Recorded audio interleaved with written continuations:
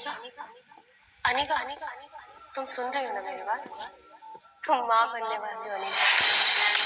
Doctor के ये शब्द सुनते ही 18 साल की अनिका समझ नहीं पा रही थी कि वो आखिर प्रेग्नेंट कैसे हो सकती है। अभी तो उसकी शादी को 24 घंटे भी पूरे नहीं हुए थे। मिस्टर गौतम गुलेरिया, मैं समझ सकती हूँ कि आप दोनों इस वक्त परेशान होंगे, मगर आप लोग कोई भी फैसला ले उससे पहले मैं एक बात बता दूं, प्रेगनेंसी 4 महीने पार हो चुकी है, so abortion is out of question. Impossible doctor, आपसे कुछ गलती हुई है। मैं प्रेग्नेंट कैसे हो सकती हूँ? आज तक मुझे किसी ने छुआ तक नहीं। इसका जवाब डॉक्टर को नहीं, तुम्हें देना है, बेशर्म।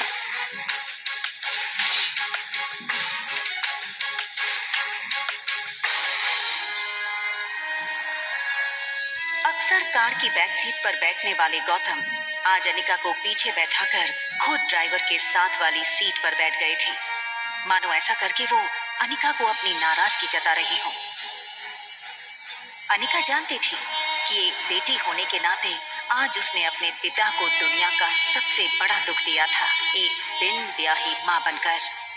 इतना दुख उन्हें अनिका की मां के गुजरने पर भी नहीं हुआ होगा। अनिका को ऐसा लग रहा था मानो आज मनाली का हर इंसान उसे सवालिया नजरों से बस एक ही सवाल पूछ रहा हो कि कौन है इस बच्चे का बाप। लेकिन इसका जवाब तो अनिका के पास भी नहीं था। गुलेरिया हाउस ब्रिटिश के जमाने का मकान था। कहा जाता था यहाँ इंग्लैंड के अधिकारी वेकेशन मनाने आते थे, लेकिन अच्छे से मेंटेन न करने की वजह से पिछले कुछ सालों से थोड़ा बंजर सा लगने लगा था।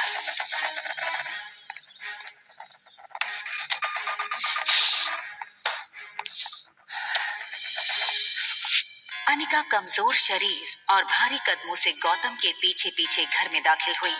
बिन माँ की पली बड़ी अनिका को आज सबसे ज्यादा जरूरत थी तो उसके पापा के इमोशनल सपोर्ट की। मुश्किल से एक मौका मिला था हमें हमारी जिंदगी फिर से बेहतर बनाने का। नसीब वाली थी तुम जो तुम्हारी डोगरा खानदान के इकलौते वारिस कुणाल डोगरा से शादी हुई थी। You know, कितने पावरफुल लोग। मनाली का सबसे पावरफुल खानदान डोगराज। हमारे सारे कर्ज, पेंडिंग कोर्ट केस, हमारी हर तकलीफ से हमें बाहर निकाला था।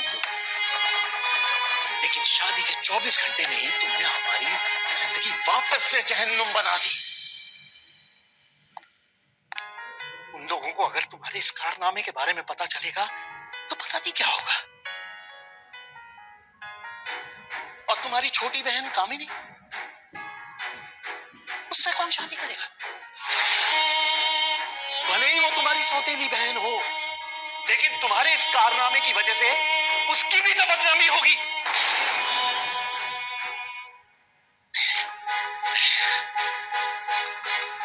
तब तक ये मामला खत्म नहीं हो जाता, मैं कामिनी को और तुम्हारी मां मनीषा उसके भाई के घर भेज दूंगा। लेकिन आज नहीं तो कल सबको पता चल ही जाएगा। आज तुम भी अपनी मां के साथ ही। अनिका वो सुन चुकी थी जो गौतम कहते कहते रुक गया था।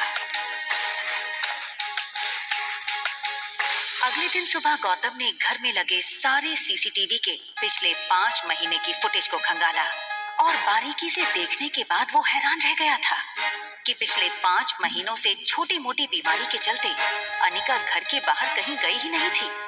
ये देखकर गौतम का गुस्सा अब आश्चर्य में बदल गया। उसे इतना तो समझ आ गया था कि कहीं कुछ तो गड़बड़ थी। जल्द ही अनिका की देखभाल के लिए एक नर्स रखी गई। लगातार देखभाल और दवाइयों से अनिका की सेहत में काफी सुधार आया। 4 महीने बीत चुके थे, लेकिन साथ ही साथ उसे ये बात रोमांचक कर रही थी कि उसके अंदर एक नन्ही सी जान पल रही है जो सिर्फ और सिर्फ उसका होगा। अनिका अपनी छोटी सी दुनिया में लगभग सब कुछ भूल चुकी थी। न वो किसी से मिलती, न कोई उससे मिलता।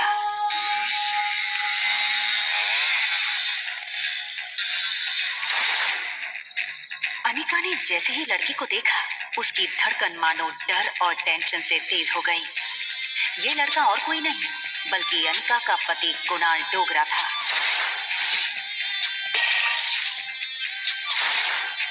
कुणाल की शादी अनिका से भले ही उसकी मर्जी के खिलाफ करवाई गई थी, लेकिन अपनी बीवी की कोख में किसी और का बच्चा देखना कोई भी मर्द बर्दाश्त नहीं कर पाए। कुणाल शादी के मंडप से सीधे दिल्ली अपने कॉलेज की पढ़ाई करने चला गया था और वहीं पहुंचकर शादी के दूसरे दिन उसे अनिका की प्रेगनेंसी की खबर मिली थी। अरे कुणाल बेटा, आज अचानक से तुमने फोन किया कि तुम्हारे कॉलेज की तुम्हारी छुट्टियां शुरू हो गई क्या? कमाल है, 4 महीने के बाद मैं घर आना, अपने दामाद को इस तरीके से वेलकम करेंगे।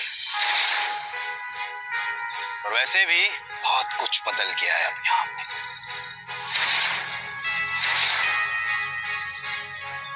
आओ बेटा, अंदर चलकर बात कर। देखो कुणाल, अगर तुम इस शादी को तोड़ना चाहते हो तो मैं समझ सकता हूँ। तुम समझ सकते हो, लेकिन ये बात मेरे बुढ़े दादाजी नहीं समझ सकते।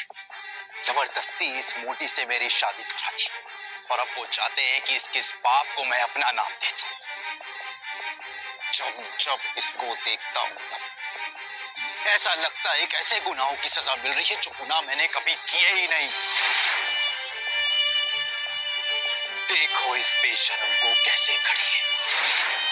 शादी के फेरे लेते वक्त किसी और का पाप लेकर के खड़ी थी पेट में। क्या लगता है तुझे तेरे इस पाप को मैं अपना नाम दूंगा? कुणाल डोगरा का नाम मिलेगा इसको, सोचना भी मत। पता नहीं किस गटर का कीड़ा है। मैं इस शादी को नहीं मानती। ये सुनकर कुणाल और गौतम दोनों ही शॉक थे। देखो बेटा, इस वक्त अनिका की तबीयत ठीक नहीं है, इसकी बातों पर ध्यान मत दो। और रहा सवाल इस बच्चे का, तो उसके पैदा होते ही उसे अनिका से हमेशा के लिए दूर कर दिया जाएगा, मेरा यकीन है।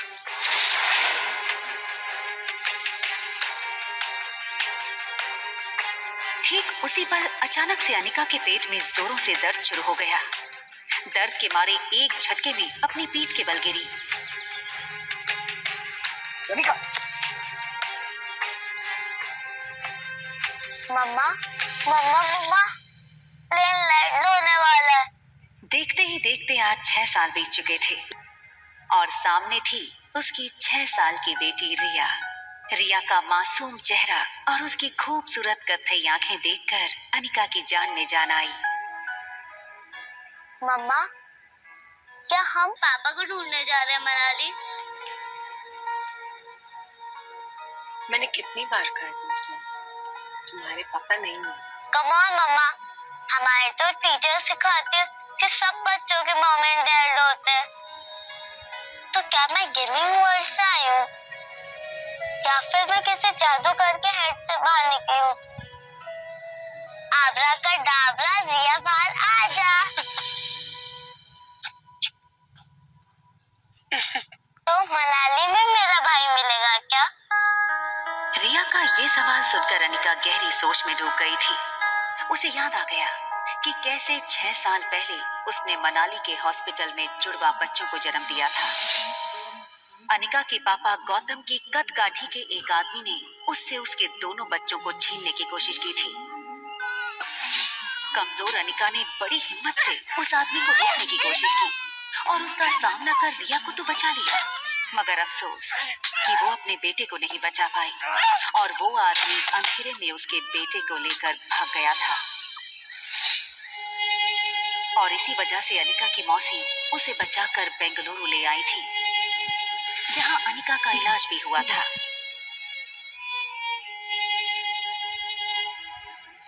हालांकि इन 6 सालों में अनिका पूरी तरह से बदल चुकी थी।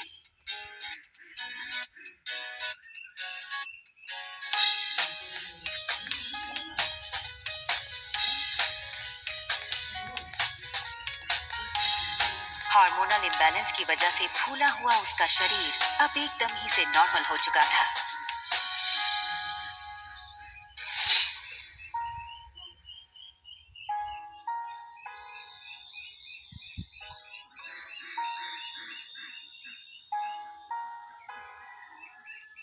कितनी खूबसूरत लग रही हो तुम। मनाली में तो लोगों के होश उड़ जाएंगे।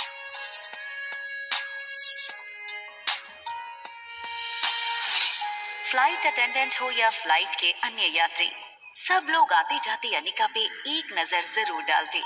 और डालते भी क्यों नहीं, शिफॉन की साड़ी में अनिका किसी भी फिल्मी एक्ट्रेस से कम नहीं लग रही थी। Excuse me, ma'am. Is there anything I can bring for you?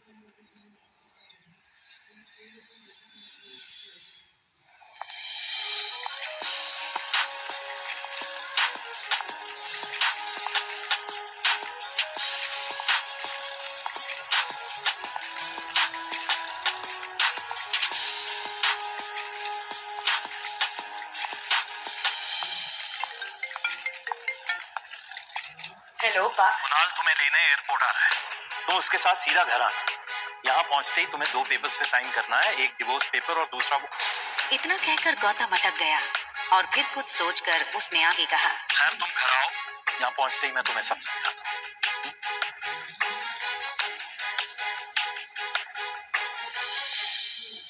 इन 6 सालों में कुणाल भी काफी बदल चुका था। अब वो एक कॉलेज स्टूडेंट नहीं रहा था, बल्कि एक बिजनेसमैन था। आज तक इस दुनिया में किसी भी इंसान को अपने डिवोर्स पे इतनी खुशी नहीं हुई होगी जितनी खुशी मुझे हो रही है आज। कैसे भी करके आज इस मोटी से ना अपने डिवोर्स पेपर्स पे साइन करवा लूं। आप फिक्र मत कीजिए सर, आज मैं सुबह सुबह माता के दर्शन करके निकला हूँ और मैंने भगवान से प्रार्थना की है कि आज आपकी हर मनोकामना पूरी। आप चिंता मत कीजिए, आज आपके पेपर साइन हो ही जाएंगे। अच्छा सुन, जब जब मैं उस मोटी को देखता हूँ ना, मेरा मूड ऑफ हो जाता है। आज मेरा मूड अच्छा है और दिन भी, तो अपना मूड ऑफ नहीं करना चाहता हूँ मैं। एक काम कर, घूम के खड़ा हो जाता हूँ। भले उसने तुझे नहीं देखा है, तेरे हाथ में जब ये बोर्ड देखेगी तो तेरे पास खुद ब खुद चली आएगी। सीधा कर ले बोर्ड को।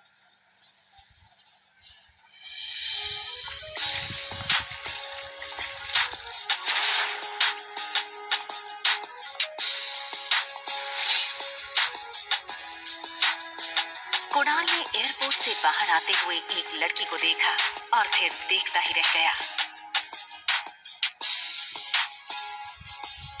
कुणाल बिना वक्त गवाए इस लड़की के सामने आकर खड़ा हो गया। अनिका एक पल के लिए सहम गई और उसे लगा कि पहले की तरह कहीं कुणाल उसकी फिर से इंसल्ट ना कर दे, और इसीलिए अनिका सीधे कुणाल को थप्पड़ जड़ देना चाहती थी, मगर वो अपनी बेटी रिया के सामने कोई तमाशा नहीं करना चाहती थी। Hi miss gorgeous.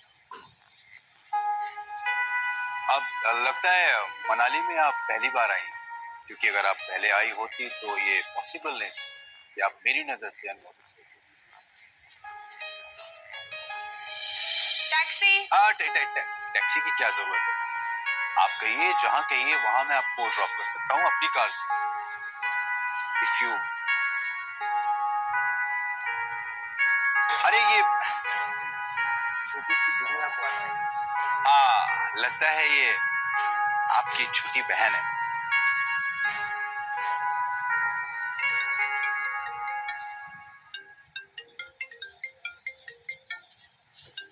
हाँ, क्या तुम्हें अनिका दिखी बेटा? ना दिखने के लिए आपकी बेटी कोई सुई तो है नहीं जो वो दिखेगी नहीं। जब आएगी तो वही तो दिखेगी, या ये कहूँ कि जब वो आएगी तो उसके पीछे के लोग भी नहीं दिखेंगे। तो दिखेगी तो बता दूंगा। रखिए। टैक्सी।